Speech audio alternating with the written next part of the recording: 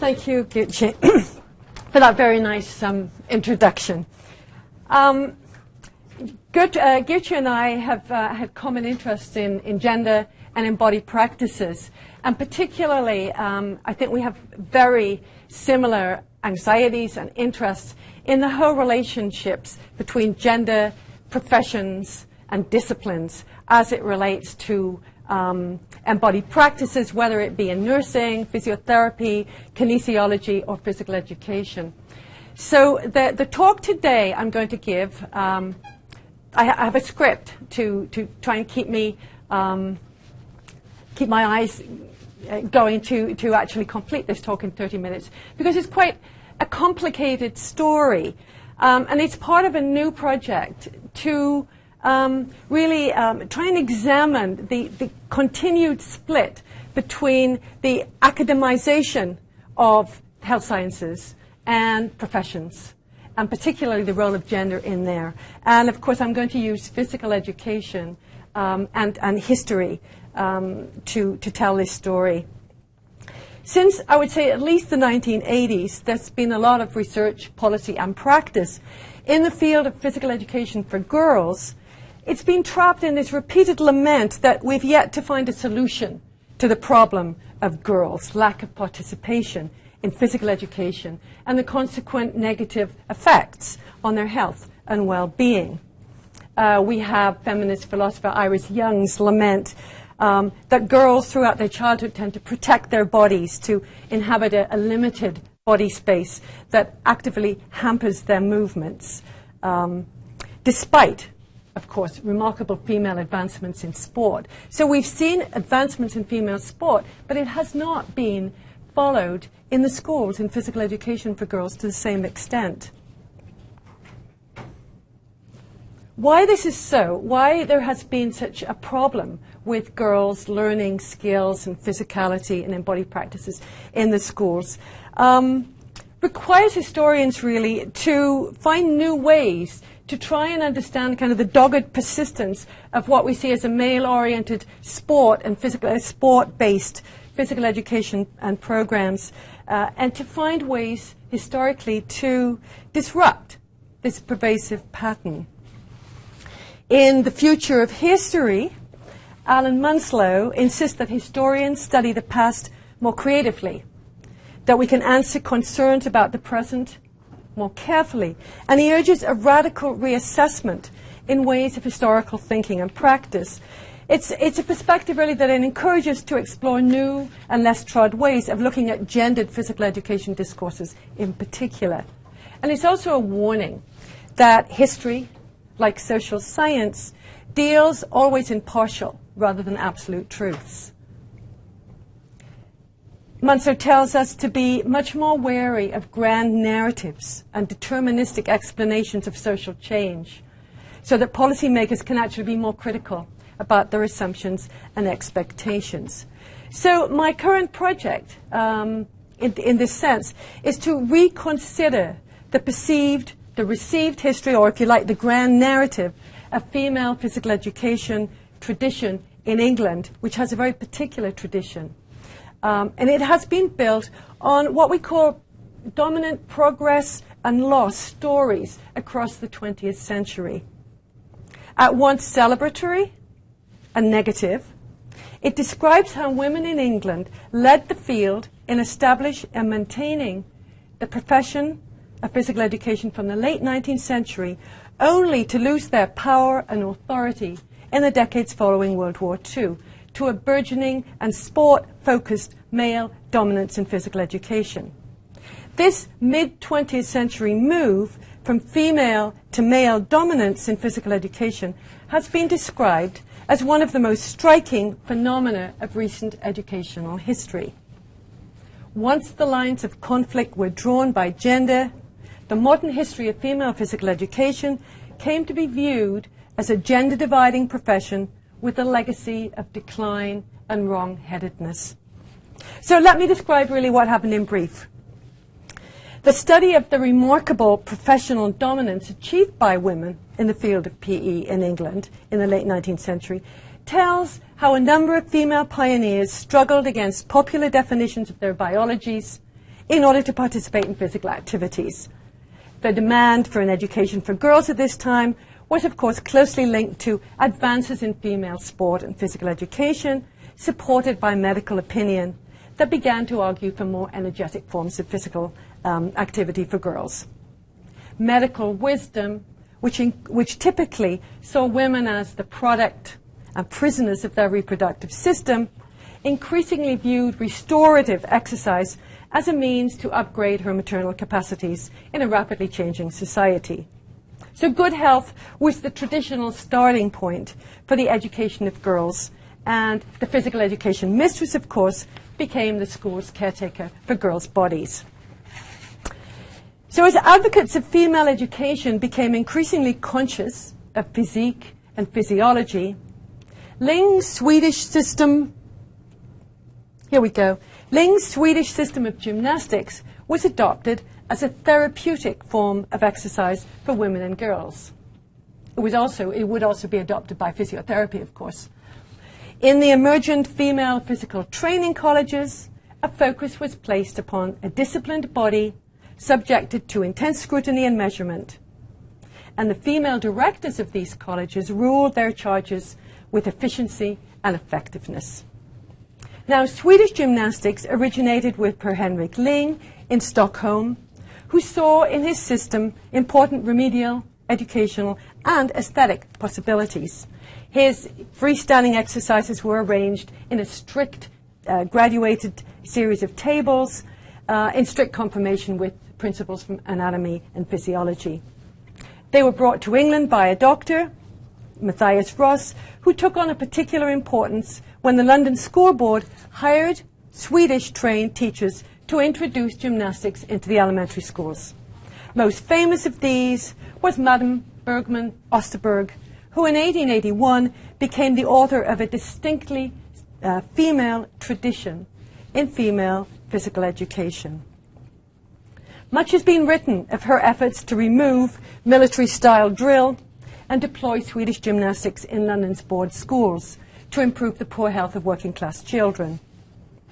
Despairing, however, of her ability to promote a eugenic ideal of healthy womanhood in such conditions, she turned instead to the needs of middle-class girls in a rapidly growing cadre of high schools. And she founded a college to train female physical education teachers for the purpose. She created, said Sheila Fletcher, in Women First, her classic study of the profession, which is 40 years old this year, and actually the cause of an anniversary research seminar that we're developing, running in England next month, combining American, English, and European researchers in this area to reconsider this classic view. So this today is kind of a partial look at this reconsideration. She created, anyway, back to Madame Osterberg, created a college specifically designed with a double task in mind: train teachers for girls' high schools and create a demand for teachers. And she did it with missionary fervor, underscoring the critical importance of Swedish gymnastics as a means for girls to become strong and healthy, while also acknowledging a number of sports and games as an integral part of the training system. Let us once and for all, she said, discard man as a physical trainer of women. In 1895, Osterberg moved her college from London to Dartford in Kent. It was regarded by some at the time as the most remarkable educational establishment in the world. And it was the first of a number of female physical training colleges which had absolutely no comparison with men, who in these early formative years had very little interest, if at all, in Swedish gymnastics, and had no colleges of their own at all until the first one in Leeds in the 1930s. Dartford was joined by Anstey in 1897, Bedford in 1903, Dunfermline, Liverpool, and Chelsea. The professional identity of this cluster of like-minded private colleges was fostered by a powerful Ling association that dealt with questions of status and salary, gave official diplomas, and strictly interpreted Ling's gymnastic system.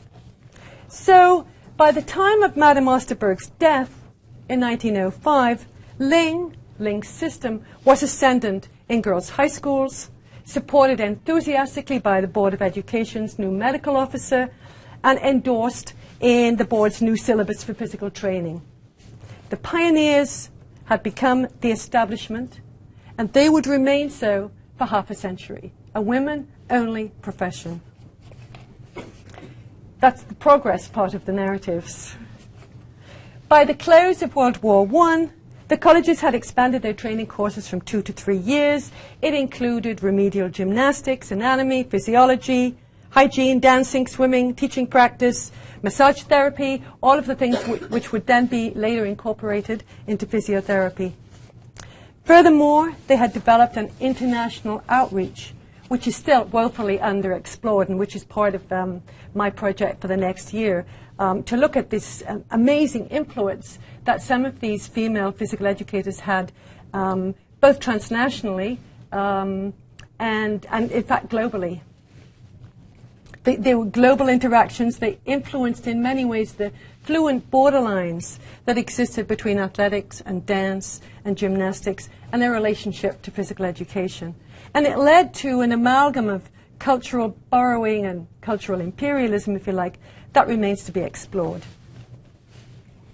So although the interwar years were in many respects the heyday of this English female tradition, signs of change within and without the colleges were emerging, which would affect their vitality and longevity. Educational change was on the horizon, including new approaches to teacher training, especially the idea, and this was harbored all kinds of seeds for the future, the idea that teachers should have a broad rather than a narrow training, which began to push out specialist training in physical education. A burgeoning emphasis on keep fit, in line with the nation's growing focus on national fitness. Remember, we're in the 1930s now. We had Germany and burgeoning Nazi Hitler Youth approaches to physical fitness.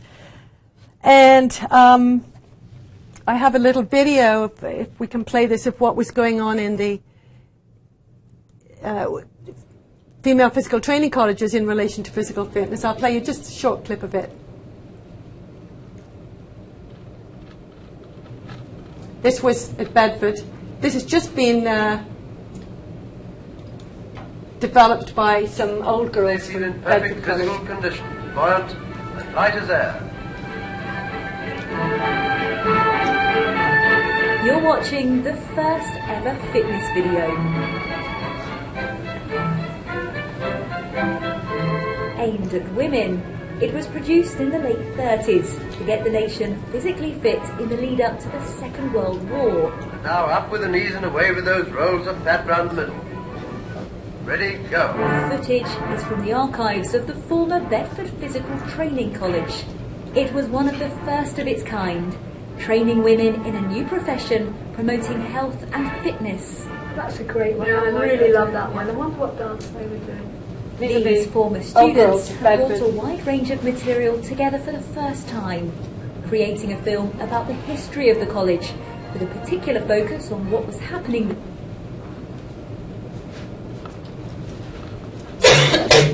There, and move along. As well, new and more creative approaches to movement were also in the air, and here is a really important part, insisting upon the addition of psychology to anatomy and physiology in designing gymnastic approaches with more music, rhythm, and emotion. The women's physical training colleges turned an interested eye towards many of these ideas, especially modern dance and educational gymnastics, and they were clearly more influenced by the global circulation of new disciplinary, pedagogic and somatic approaches to movement training than has been acknowledged by historians. That's another part of some of the work we're doing. Mabel Ellsworth Todd's well-known book, The Thinking Body, underscored some of these approaches and added to a widening pool of influential somatic approaches to movement and neuromuscular awareness.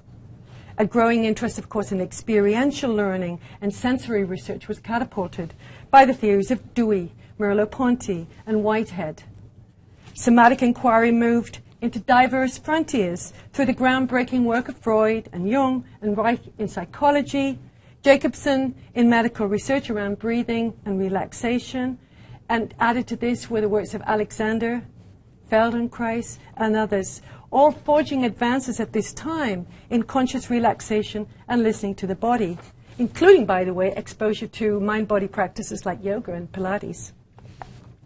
The foundation of these new approaches, which Hillel Schwartz has so masterfully traced, lay in a transformative, transnational, modernist shift in attitudes towards physical movement, which is being called the new kinesthetic of the 20th century, and which the women physical educators were very involved in. It began with Delsart's lectures in Paris, teaching performers to use their body to express emotion. These ideas were developed in America into a system of harmonic gymnastics, which influenced a growing cadre of expressionist modern dancers such as Isadora Duncan, Ruth St. Dennis, and Ted Shawn, and many others. Their early successes came, interestingly, not in America, but in Europe and also in England, with their movement experiences inspired by visions of classical Greece and the exotic Orient and so on. In 1910, we had Del Crowe setting up his college at Hellerau in Germany to teach gymnastics based on rhythm and harmonic structure.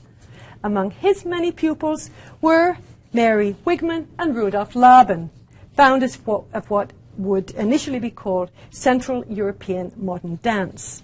And they set up, particularly Laban, Wigman too, set up a network of schools of dance and gymnastics across Germany. And we'll see how important this was in a moment for female physical educators. So in line with this blossoming of new movement kinesthetics, the interwar years became a key moment for the increasing integration of modern dance and rhythmic gymnastics into women's physical education theory and practice. An activity burgeoned at the physical training colleges, with students and teachers going off to Germany and Austria to learn about dance and movement education in all of these schools. Now, this is an area where I don't have time to go into now, but we have to begin to worry, and I have written about this elsewhere, what all of these English female physical educators were doing in Germany in 1935, 36, 38, and 39, when you had Hitler preparing for war and England trying to make appeasement practices. So there's an extremely interesting whole history here about the way in which England actually copied German approaches to physical activity, physical strength and development, but also took on board many of the influences of Laban's modern dance, which of course became incorporated into female physical education. In 1938, Bedford student Diana Jordan published The Dance in Education. And in it, she declared really the physical education profession's view of the importance of mind-body work, and lamented that games and gym may be convenient forms of exercise to keep the body fit, but they do not teach the child to express any feeling through the body. As a PE organizer, Jordan was very instrumental in promoting modern dance in the schools, but her book also signaled that dance was more than physical education. It was an art, focused not on drill, rules and control, but on sensitivity, rhythm, expression, and improvisation. And it's here that the extant literatures on the role of dance and gymnastics in female physical education begin to diverge, and stories of progress and loss shift according to disciplinary emphasis and gendered professional narratives. Physical education historians have obsessively highlighted the huge and ultimately problematic for physical education influence of Rudolf Laban's theories on modern dance and expressive movement. For it was largely his or her pupils where female physical educators like Diana Jordan went to study And when he became a Hitler emigre to England in 1930, it was claimed that it was his ideas, his fascist ideas, which seeped into official training courses for female teachers during the next 2 decades or more. I'll give you a very, very brief overview of Laban for those of you who are not familiar with his views. By all accounts, Rudolf Laban was an extraordinary man, a visionary, a mystic, dance choreographer, womanizer, and theorist. He led an extraordinary life, intimately bound up with the political and cultural upheavals in Europe at this time. He was born in Bratislava, and his wanderings took him to Paris, where he became caught up in the ferment of the avant-garde, and then to Ascona. I love this picture, where he set up his dance school, a modern dance community, actually, of free-thinking, free-flowing ideas about modern dance. From there, he went on in a rather tortuous way to become very famous and set up many schools in Germany. By 1930, his growing reputation landed him the most prestigious job in Germany, Dance Master of Germany. And his ejection from Germany at the height of his career stemmed most immediately from displeasing Goebbels with his massive community dance display planned for the 1936 Olympics. Even though he'd worked assiduously to keep in favor with the Nazi regime, he was obviously a very strong collaborator with Nazi ideas, though he later suggested he was not. So he arrived in England, rescued by a former student, Lisa Ullmann, and he became one of a number of artists to be given refuge at Dartington Hall in Devon, a wonderful place. I've been here many times to do research, which became in the 1920s and 30s, and still is there now, an estate for the arts and education funded by Dorothy Whitney Elmhurst, an incredibly rich American heiress who married a Yorkshire squire, and they set up this estate in Dartington, and a number of Hitler emigres arrived here, particularly dancers and artists and sculptors, including Laban. Within a few years, owing largely to help from Dartington and Ullmann's efforts to find a way to support them, and she decided that the best way to look after Laban and keep him moving was to have him teach teachers how to do modern dance, to support them through dance classes. And here we've got dance classes at Dartington, summer courses for teachers. Laban's movement approach, to cut a long story short, took the female physical education profession by storm. The problem of this close association between physical education and modern dance, as modern educational dance as it became called, soon began to surface. Inexperienced physical education teachers were not Laban's preferred material, nor were they potential dance professionals. It was Lisa Ullmann, with physical educators seeking employment, who learned to organize the dance and movement classes at the level of the needs of physical education teachers. But for the educators, it was his content, her delivery. Laban's influence occurred really without his personal touch. And this would lead to schisms among those who interpreted the movement forms with different degrees of rigidity.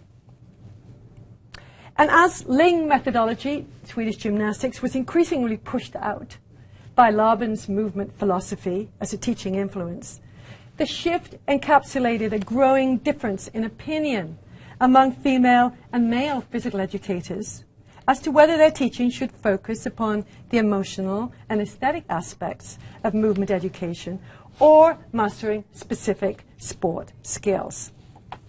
Female physical educators became increasingly accused of uncritically embracing Laban's radical and mystic views and enticing them to the schools through enacting them in the schools through modern dance and educational gymnastics, especially in the elementary schools, of course, where Dewey's notion of child-centeredness and experiential learning were taking place. Here's another sort of wrinkle in this story that I won't address right now, but what happened to Dewey and elementary education in England was somewhat different than in the United States, and different again in Canada.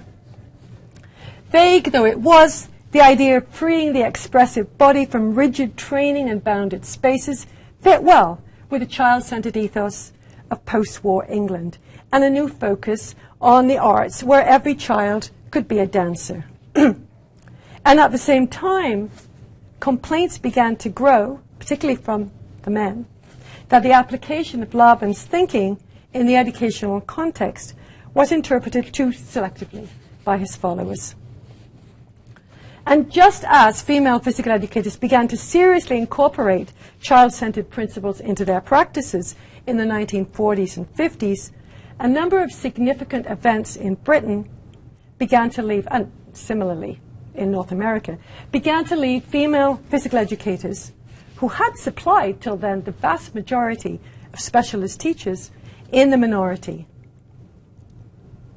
First, compulsory mass secondary schooling was developed, and raising school leaving age to 15, this created a huge demand for teachers, male teachers and female teachers, which the female physical training colleges clearly could not supply. The concentration of new teachers at the secondary level cooled interest in child-centered approaches deemed more appropriate for the primary school. And male teachers, unencumbered by the female tradition and largely disinterested in Laban's ideas, began to take forward their own agenda of fitness development and the teaching of sports skills and techniques. And it helped launch an era of educational reform which really transferred responsibility of physical education from the Ministry of Health to the Ministry of Education, moving right away from health. As well, the scientific basis and measurable aspects placed on sport and skill training preferred by the men would bring them to the fore in the 1960s when the profession began to become academically respectable so as to gain university support for degree courses. And here we have, of course, the development of academization and scientization within physical education and kinesiology, increasingly underpinning approaches to the profession of physical education. And it was men who dominated academization, setting up the first university that would train physical educators and give them a degree in England, University of Birmingham, at which I was a student. So there's another story here that we can tell from a historical first-person perspective.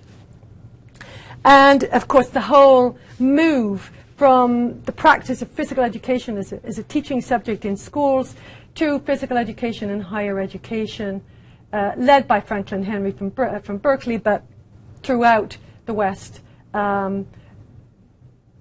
pressed the training of teachers to move out of training colleges into the university and teacher training to become really an appendage of the disciplinary apparatus around physical education.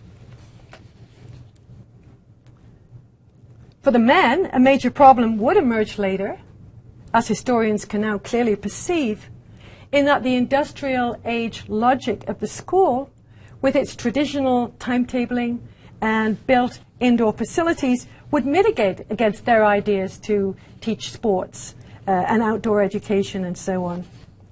And the move to academic training in universities would lead to a deep ambivalence about the role of physical performance in teacher education that had predictable consequences for the schooling of bodies and alignments with contemporary physical culture. And this last aspect, of course, leads me to ask so many more questions as to why physical education has not been able to provide a more capacious home for somatic work and broader notions of contemporary physical culture. Why, I would ask, in higher education, does there remain today such a meagerness of kinesthetic experience in those subjects that focus on the study of movement, from kinesiology to cultural studies to physical and occupational therapy and rehab medicine too? On the other hand, and here is where I want to disrupt the progress and loss narratives that I've just explained to you about the female physical education profession.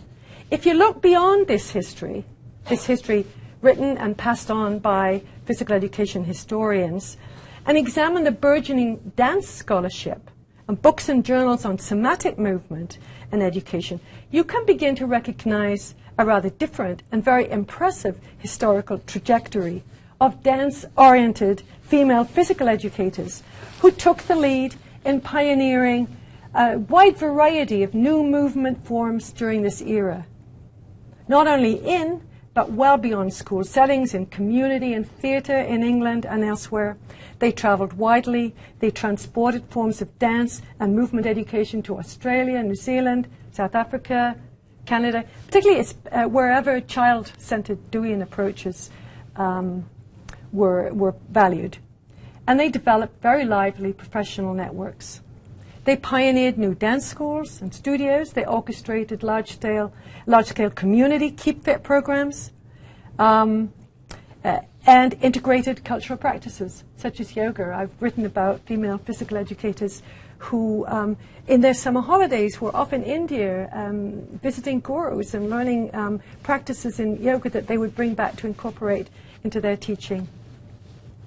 And importantly, they used their knowledge and training to develop critical transatlantic skills with American modern dance and physical education and dance programs in higher education in the United States, where dance was being successfully incorporated. First, through and into physical education training programs, and then as a major in dance education. So on both sides of the Atlantic, these imperatives around the emerging academic discipline of physical education played out, but they also led to the alliance of dance with the arts in education, not in education, but the alliance of dance with the arts, not education, in academia. And it was female physical educators who played the significant role. In fact, I moved too quickly. Here we go. These are the early physical educators who took dance into higher education. It was physical educators who played the significant role in keeping open the doors of modern dance as an avenue for understanding oneself and physicalizing experience that no other discipline could duplicate.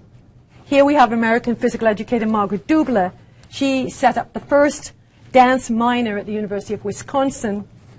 Her colleague Martha Hill developed a BA in dance as a performing art at Bennington and went on to create the dance division at the Juilliard School. She helped set the stage for a shift of studies in dance from their traditional home in physical education to an alliance with higher education and community programs in dance and performing arts. And these are just two examples of many. It was physical educators from the female physical training colleges in England who understood, I would say, firsthand how dance was integrated into higher education in America. And their role was critical in assisting in the integration of American Martha Graham style dance with Central European dance. So here is another arena that I don't have time to go into now, but the 1960s was a critical moment in British dance history where Central European dance, the Laban style dance, was pushed out, and American style modern dance sort of became the ascendant philosophy. Ruth Foster from Dartford Training College had a broader perspective than early movement educators involved with Laban's modern dance theories, and she was one who helped develop this melding of the two philosophies of modern dance. She formed a partnership with the University of Maryland.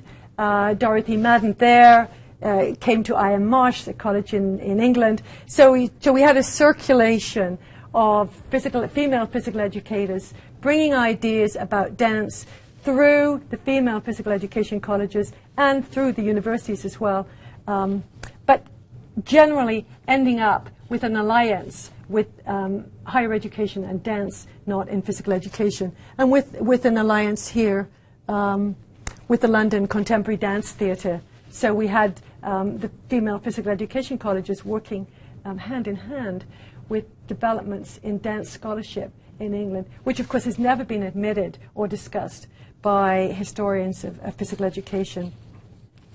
And when Ruth Foster published Knowing in My Bones in 1976, it was viewed as a new beginning for dance education that had little direct relevance to Laban-based theories.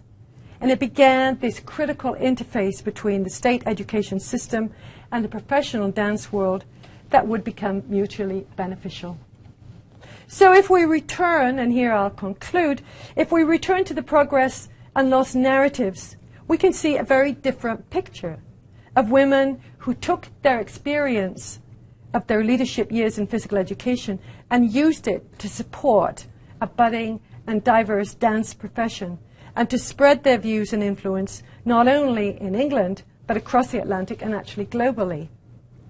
And the importance of the division between male and female physical educators has spilled over since then into practically every aspect of physical education.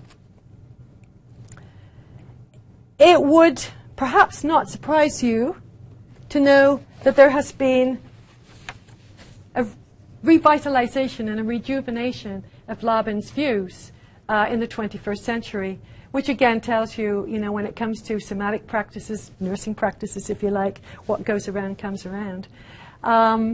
There are amazing now facilities for the training of dance, typically using Laban's theories, Laban notation in New York. This is one in London. I've been there many times. Very beautiful building which teaches dance to all ages, which has regional relationships with regional training colleges, dance colleges throughout the country, and in a global circuit of Laban training. But we will see, I would have to conclude, if this rejuvenation of Laban's theories of modern dance reaches school physical education for girls. I think one would doubt it, but we will see.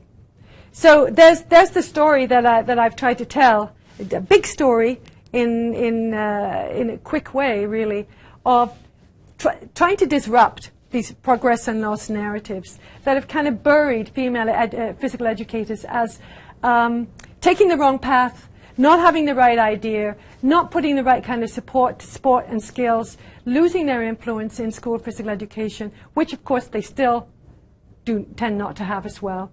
And I would argue that as a result, we have seen one of the biggest problems in school physical education now of actually a neglect of the provision of a broad-based somatic practices, physical education practices for girls in the schools, which seems so such a contradiction to what you see in the Olympics, to the burst of sport for women. Though again, I think we have to remember that in schools, they're incorporating physical education for girls from all classes, all ages, in a multicultural society. In the Olympics, the kinds of sports, women's sports you are seeing, it relates to a very particular group of girls and women who have had remarkable opportunities to develop their sports skills. And now, of course, in physical education, girls who are learning sports skills are not learning them in the schools. They're learning them from coaches on Saturday mornings and in the evenings, where coaches are taking over, really, sport management in larger ways. So I've covered a lot of territory, tried to reclaim the history of physical education for women at this 40th anniversary of Sheila Fletcher in Women First, setting out the progress and loss narratives. And there's a lot more research to be done. So I'm happy to answer any questions if you have them. Great. Thank you, Tricia. And yes, please open it up for discussion. Yes, Wendy, please. Hi, Patricia. Hi. So my question's about this interwar period. So you did a beautiful job of describing the Nazi influence in terms of what was happening back in England. But I wonder as well, when men started to come back from World War II in 1945, many of them with grievous injuries, bodily injuries, and they were trying to develop sport as a way of kind of rehabilitation, whether that might have also contributed to this sort of takeover by male perspectives on physical activity and physical education in schools. That's a really good question. I mean, undoubtedly, that was partly the case, and is still the case. I mean, we now know that the Paralympics have more or less been taken over by the American military as a place for that they can specially train returning amputee soldiers and so on. Without a doubt, men coming back from the war found this opportunity. But I would also say that the needs for rehab, which were picked up, of course, in Stoke Mandeville by Alan Gutman, who himself was a returning Nazi emigre, was part and parcel of the burgeoning profession of physiotherapy. And physiotherapy and physical education, which were the same. I mean, physiotherapy was physical education. It was females who invented physiotherapy, if you like. It was only in the 1930s that physiotherapy became a profession. And the only reason that they became a profession was that they were allowed to become a profession, should I say, by medicine, was that they allowed themselves to only practice under the aegis of doctors. So I've gone a long way around your question, but I think what you bring up is something really interesting, again, about where do professions go, and how does historical analysis help us understand, you know, why did physiotherapy split off from female physical education?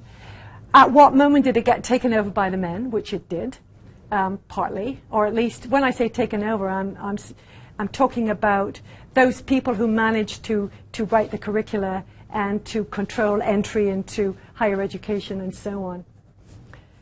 So we don't see very much rehab in physical education. The men, after World War II, who then of course began to develop their own training colleges and universities, were more interested in outdoor education and in developing competitive sports skills than they were in rehab. And certainly when I was a student at the University of Birmingham, where many of these male leaders were, this was the place where the leading men for the next decades had their say about what physical education should be. We took no courses in rehab in the way in which you're saying. So clearly it affected.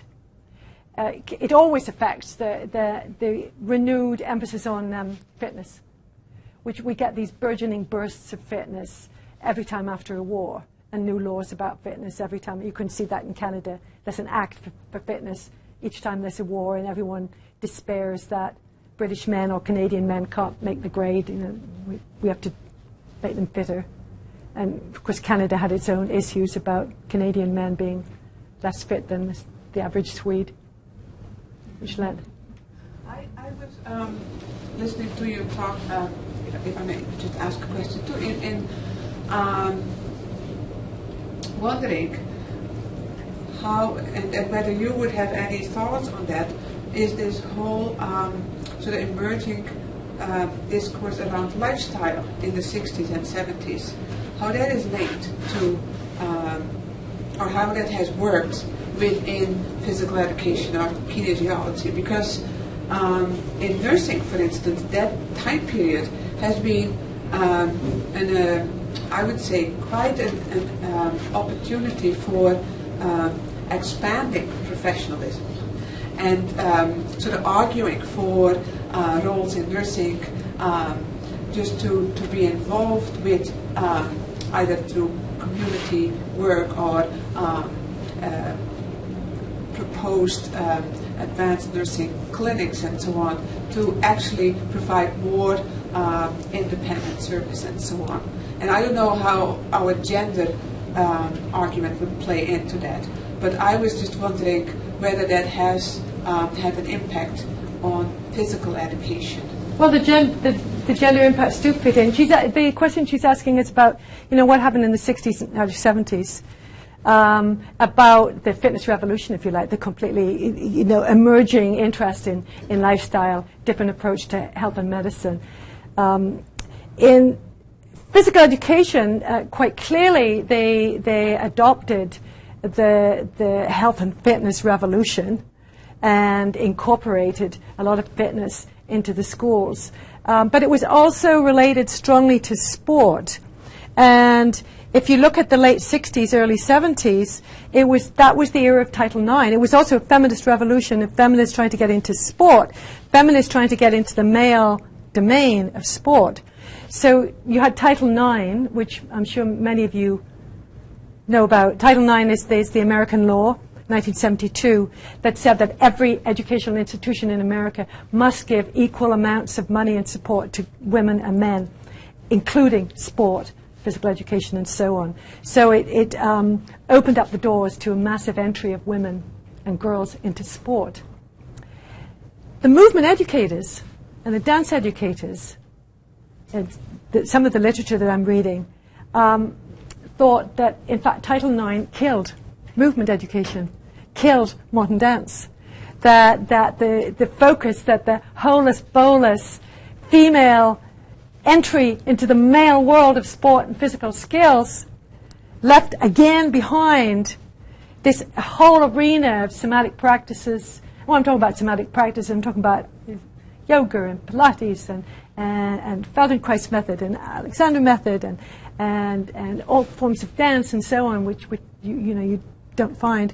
So it's an interesting argument, and there's some research being done about it. And of course, we're seeing a return now, very strong return now in kinesiology to what is called, to my chagrin and despair, exercise is medicine,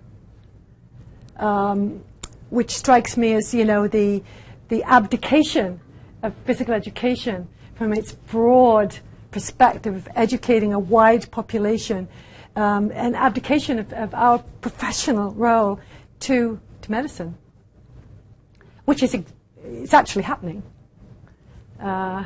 in the US and here. They're discussing in kinesiology having a certificate in exercise is medicine for our students to go into. So trends come and go, and we historians need to, megatrends if you like, need to keep an eye on this. But the outcome is not always what you think. And that's why I think it's so important that we actually look back at what were the circumstances, what was the context in which selections of somatic practices, ways of approaching people in relation to sport, physical activity and exercise took place, with the abdication really of teachers from exercise is medicine. We have now non-physical educators going into schools with jump ropes for heart, for example. So they'll clap on a thing that counts the whatever to count the number of skips, and they have to do 3,000 skips 3 times a week. My poor female physical educators from the first half of the 20th century would not have been happy about this at all. The notion of a broader view of embodied practices disappears. You've got me now on a hobby horse. but I think that these are issues that historians can really illustrate to developments in profession and disciplines. In nursing too. I'm sure that you have the same kinds of issues which relate, and frequently they are gendered. Sorry to interrupt, but I was curious whether people had, during the talk, any links to nursing. Because when we talked just prior to the lecture, I said it's interesting that we take so much for granted, that in nursing we have a predominantly female profession, and that those patterns can then evolve quite differently in a field like physical education, where there was a prominent female dominance that sort of shifted to a male dominance, but you would not see similar patterns in nursing. So what are some of the influences that have and this could be very well one of them, that might have played out differently in nursing because it has been, but that's, again, I haven't really researched that, but it is so incorporated in an institutional structure in a way that physical education, for instance, might not have had. I don't know. Well, you're the historian of nursing. I think that you could actually play out a grand narrative of gender and nursing along the same kinds of lines as the one that I've outlined, but with different instruments, if you like. I mean, it's no accident that you have the Faculty of Medicine promoting physician's assistants. They're called physician's assistants, they're not called nurses, and they're a male-dominated profession. So as I say, I'm not a historian of nursing, but I am a historian of gendered professions, and you can see the same issues playing out in physiotherapy too, which is now rehab medicine. Again, I'm not a historian of rehab, but you can see the same issues nicely playing out. And I think we need to be alert to these issues. And I think when it comes to embodied practices, in the case of physical education, or whatever you like to call it, we call it kinesiology now, we have to be more thoughtful about how our academic work plays out in the schools. And I do think it's a real problem. That particularly we call the elementary schools the elephant in the room. That there are no specialist teachers of physical education there. There are no nurses either. There used to be nurses in the schools. No nurses, but there is a burgeoning apparatus of people. So little girls, particularly, are not, by and large, being taught skills, the joy of dance, the joy of movement, in the way that my physical educators envisioned in the years before World War II and after as well, right up until the 1970s. This is not to say there's not wonderful work. I mean, not wonderful work going on in many schools and in places, but by and large, I think we can learn quite a lot from looking at these trajectories, not just in physical education, but I think that's why Gitch and I... also the link between the process of gender development and how you understand professional plays into this as well. Yes. Because it is almost like deprofessionalized in many ways as to what is seen as sort of leisure activities for elementary school kids that they do out of the school context in many ways. Absolutely, absolutely. You have a question? You mentioned leaving the elementary school, and in the very beginning you talked about how Wigman initially taught very young elementary, and then she left for the lower sections, and then she left. Whatever happened to the lower elementary? Was there any return to that field, or did we just move out of elementary school entirely? That's a very good question. She simply moved her emphasis from elementary schools, board schools. There were schools for very poor kids in the cities, because she felt she wasn't getting anywhere, she wasn't doing anything, and she thought she could be much more effective by training girls in secondary schools who would then become teachers, both of secondary schools and elementary schools. So you saw the slow development of elementary schools and new curricula for young children develop over time, and particularly, of course, once Dewey's ideas of experiencing in space, John Dewey's ideas that a child learns by touching things, by experiencing things, by doing things, that rejuvenated the whole arena of primary education, into which, the female students that Madame Bergman Osterberg was training would go into high schools, but they would also teach at the elementary schools. So it was a way in, and it was at the times that, class issues, the middle class got better support than did the working class. I know we are sort of begin to creep into after 1 o'clock time. So you had a question? Oh, well, just maybe the last question. Okay. Yeah. I get the honor. I was interested in the sort of waning of physical education for little girls. I'm wondering how much of that correlates to the changeover of ideas of separating children by sex from the interwar period to the post-Second World War period when they were mixed. That didn't change immediately for the upper levels, but certainly for the younger levels. Yeah. And the focus on boys, perhaps.